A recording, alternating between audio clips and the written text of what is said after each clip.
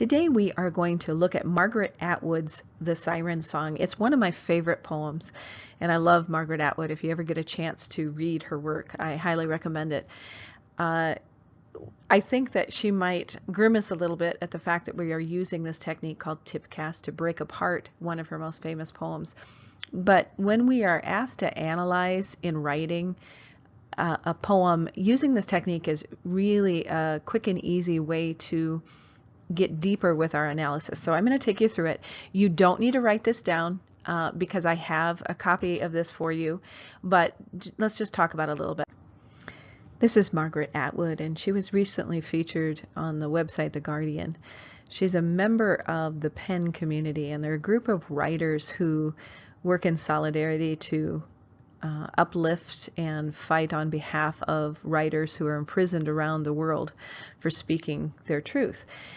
She wrote to imprisoned Turkish author Asli Erdogan, and I'm sorry if I mispronounced her name. And I love her line to her: "Even through concrete walls of your prison, beyond the guards, the barbed wire, the locks and keys, we can still hear your voice." If you get a chance to check out the pen community, you might do that. One of the best techniques for understanding a poem is to read it aloud. Siren Song by Margaret Atwood. This is the one song that everyone would like to learn. The song that is irresistible. The song that forces men to leap overboard in squadrons, even though they see the beach skulls. The song nobody knows because anyone who has heard it is dead and the others can't remember. Shall I tell you the secret? And if I do, will you get me out of this bird suit? I don't enjoy it here squatting on this island, looking picturesque and mythical with these two feathery maniacs. I don't enjoy singing this trio, fatal and valuable. I will tell the secret to you, only to you. Come closer. Oh, this song is a cry for help. Help me. Only you can. You are unique. At last. Alas, it's a boring song, but it works every time.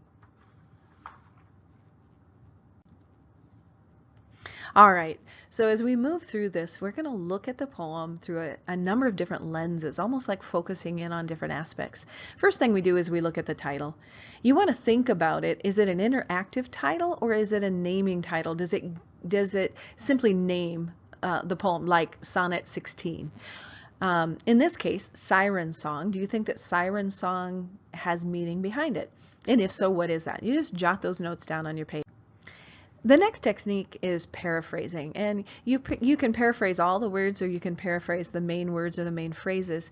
You want to put them into different words in order to shade in the meaning for the ideas.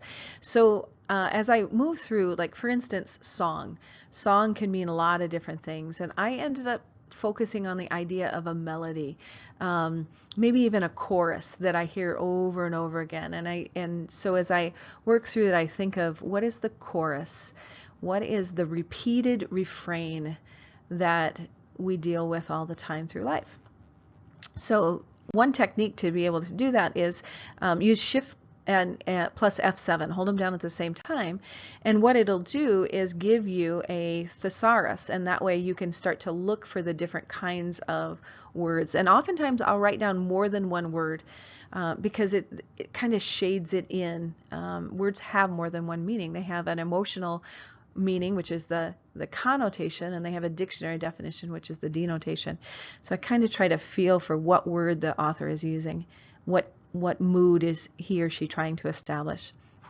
Then I look at connotation and attitude. Okay, so connotation and attitude are kind of go hand in hand, and I do these at the same time. So I'll look at the emotional overtones of a word. I also look at figures of speech and imagery, things that cause me to have like an emotional feel or a connection to the text, and I write down what those are and what the techniques are and what the what the effect of it is, because it's not enough to just say this is what the author does. You want to be talking about the author uses these techniques in order to create such and such a feel. Now, the question I always have is, what if I'm wrong? What if that's not what the author really wanted me to do? Well, the thing is, once the poem is mine, once that author has put it out into the ether and I have taken this poem, it's really my interpretation. That's what really matters. So as long as I can defend from the text my observations, that's okay, because poems will mean different things to different people, and they will mean different things to us at different places in our lives. Now, the attitude is from the author's point of view. What is the shift? What's the attitude surrounding this particular piece, this particular section? And I'll show you a little bit more about what I mean. So this is how I started to mark up my paper. And what I do is I use different colored pens so it stands out to me. So you can kind of see how I was going through and looking at the different words.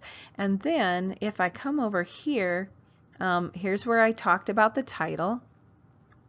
And I started to look and make a list of the emotional words once I found them and what they meant to me. Okay, here is where I am shifting in the attitude. So I think that this first part of the poem starts off informational, almost matter of fact. And then you get to kind of this intriguing, ominous sort of phrase.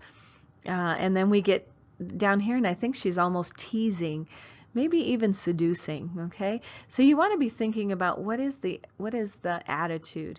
All right, and I just marked the whole piece, and this is what I came up with, and you guys can finish it. Now down here, notice how there's repetition of a starting phrase. I don't enjoy it here. I don't enjoy singing. If you start to see those kinds of repeated phrases, you want to highlight those, because usually it's going to indicate something. And often there's a shift after that. And that brings me to the shifts. To me, this is one of the most important parts to look for. Look for keywords, but, yet, although, however. Look for punctuation marks, dashes, periods, colons, ellipses, and then what do they indicate? Okay, those are phrases there. Look for stanza divisions. That's key in this poem, I think. That last shift is really critical to this, because I think that she's talking to one person or one group of people in the beginning of this, and then it shifts and we get a different tone. Are there pronoun shifts? Is there a speaker shift? Is there a topic shift? And if so, what does that indicate? And one last thing to be careful is when we talk about the narrator of a poem, that's not the author. We want to keep those two separate, because oftentimes the narrator can be a little bit different, because obviously Margaret Atwood is not a siren sitting in a bird suit on a rocky crag. All right, so final goal, what are you going to do with this? You're going to write about the theme. You're going to write about the author's message using what you discover through your analysis. You will have looked at the poem's title and what it reveals about the message. That's also the second to last T. You go back and look at that title again after you've analyzed and see if you can add anything more to what's revealed through the title. Then you look at the connotation or the emotional charge of the words. You look at the attitude shifts within the poem. You look at other shifts throughout the poem. Look at that title again, and that brings you to the theme or the thesis. All right, guys, so this is your assignment. After you've annotated the poem using the Tpcastt method, then I want you to write 1 or 2 paragraphs which explore the poem's theme and the techniques Atwood uses. So, for instance, you might start with this sentence: in the lyric poem, The Siren Song, Margaret Atwood uses, employs. You can come up with different verbs there. And then I want you to list at least 2 techniques. You can have more. I wouldn't go more than probably 3 with this. And then you're going to list those techniques. Okay. I would probably use the shift. I think the shift is critical in this. She shifts in voice between the main part of the poem and the last 3 lines.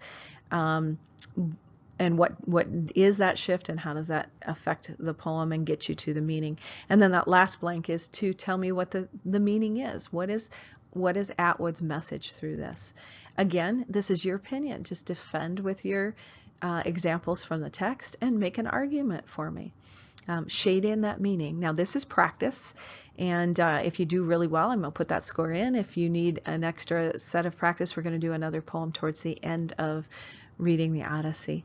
But this is a really interesting technique to use not only with poetry, you can also do it with other pieces that you're being asked to analyze, if you're being asked to analyze the structure of an argument.